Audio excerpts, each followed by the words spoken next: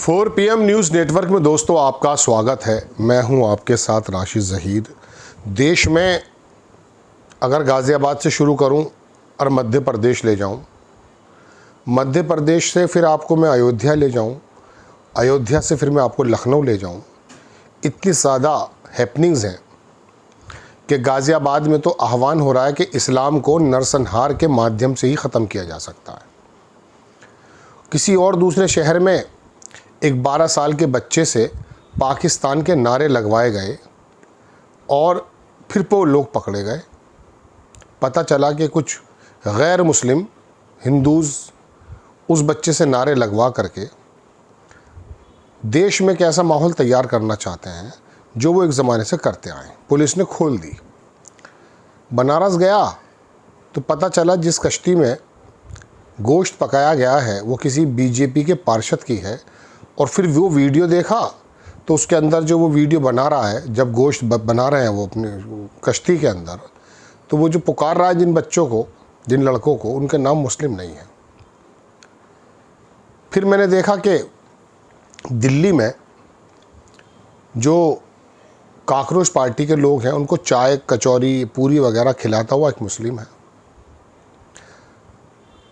मध्य प्रदेश में देखा, वहाँ पर जो सीएम हैं उनके परिवारों की पूरी लिस्ट चल रही है इस समय जो आप देख रहे हैं। हज़ारों लाखों करोड़ रुपए की ज़मीन बताई जा रही है, कांग्रेस की तरफ से आरोप है। शिवसेना में सांसद टूट करके चले गए हैं शिवसेना के। यहाँ आकर के मैं रुक गया, चूँकि ये सारी जो हैपनिंग्स हैं, कौन कौन से संगठन चला रहे हैं, चंपत राय ने कितना चोरी की, नहीं की, सब चीज़ें आपके सामने हैं। एसआईटी की रिपोर्ट सौंप दी गई है उस व्यक्ति को जो एसआईटी का मेंबर है, ऐसा एक पत्रकार अभी उपाध्याय बता रहे हैं। मैं शिवसेना के 6 सांसदों पर क्यों रुक गया? मुझे लगा दोस्तों कि ये सारी चीज़ें तो दरअसल हो ही रही हैं, अनियमितताएं हैं। कोचिंग में आग लगी है, अब हिंदुस्तान की कुछ कोचिंगों पे डंडा चलेगा, उसके बाद बैठ जाएंगे। अंजना ओम कश्यप कहेगी देखिए कोचिंग के बारे में तो मैं साफ कह रही थी। तो ये इस तरह की बातें होती रहेंगी, लेकिन ये गलत है, होना नहीं चाहिए। चीन में भी 140-35 करोड़ 30 करोड़ लोग रहते हैं, वहाँ पर इस तरह की घटनाएं ज़्यादा निकल कर नहीं आती जितनी हमारे यहाँ आती हैं। 6 सांसदों पर जब मैं गया तो मुझे अचानक मानसून सत्र याद आ गया। मानसून सत्र जो है वो 21 जुलाई से लेकर के 21 अगस्त के बीच में है, यानी कि इसके अंदर 15 अगस्त को मोदी जी देश को फिर संबोधित करने वाले हैं 12वीं या 13वीं बार लाल किले से। ऐसे में ये भाग दौड़ चल रही है कानूनों को लाने की, संविधान संशोधन विधेयक लाने की, परिसीमन को लाने की।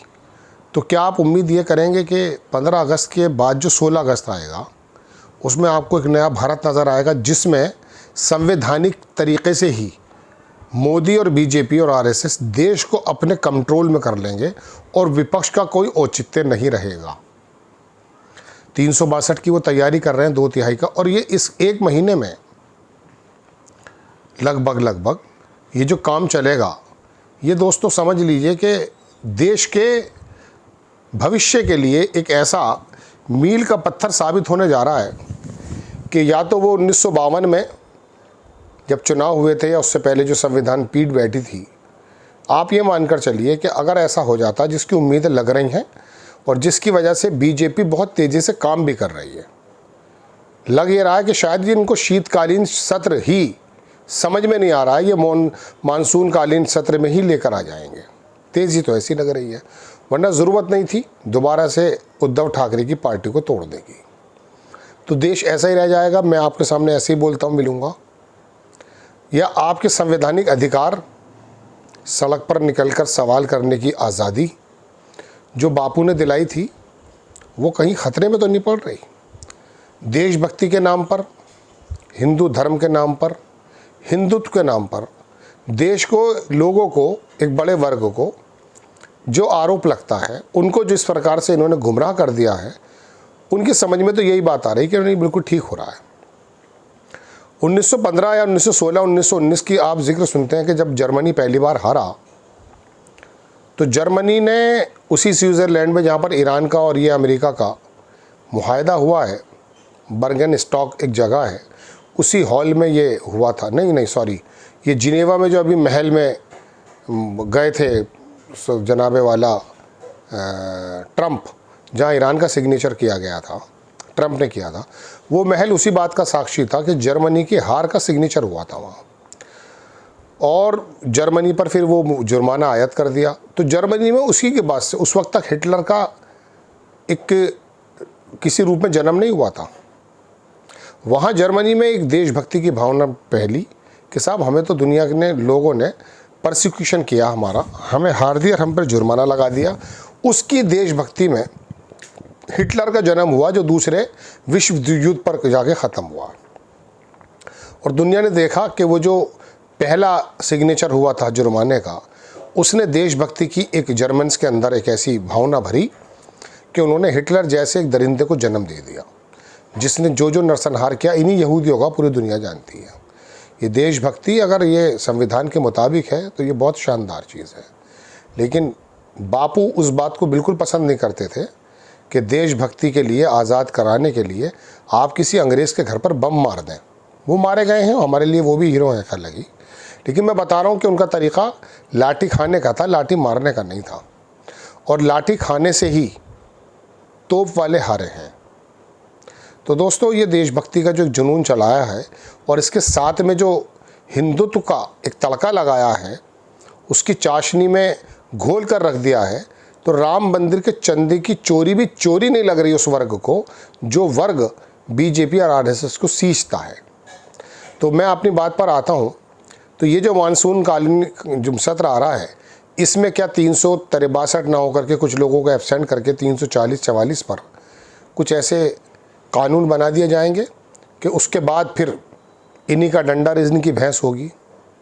तो आप ये समझ लीजिए कि फिर आप सोच लीजिएगा, अगर ऐसा होता है तो वो जो आज़ादी दी गई थी आपको हिंदुत्व के नाम पर, देशभक्ति के नाम पर आपको छला जा रहा है, और आपके हाथों में और आपके पैरों में या मेरे पैरों में, मेरी ज़बान पर, मेरे हाथों पर बेड़ियाँ डाल दी जाएंगी। और बीजेपी बड़ी तेज़ी से इस काम को कर रही है। राहुल गांधी इस बात को समझ रहे हैं। ऐसे में विपक्ष क्या करने वाला है, सोचने की बात है ये। जो बात मेरे जहन में आ गई या मैंने किसी पत्रकार की सुन करके आपको बता दी या कुछ विश्लेषण करके आपको बता दिया, तो क्या राहुल गांधी के जहन में ये बात नहीं आ रही होगी? विपक्ष के जो लोग हैं उनके तो वाकई जहन में नहीं है, लेकिन राहुल गांधी 8 जून को ये बता चुके कि विपक्ष को अपने हथियार अब बदलने पड़ेंगे, अपने वेपन्स बदलने पड़ेंगे लड़ाई करने के, राजनीतिक लड़ाई करने। चूँकि उन्होंने कहा कि मेरे आदमी उस बीजेपी के थिंक टैंक में हैं, वो मुझे बता रहे हैं कि इन लोगों की प्लानिंग क्या है।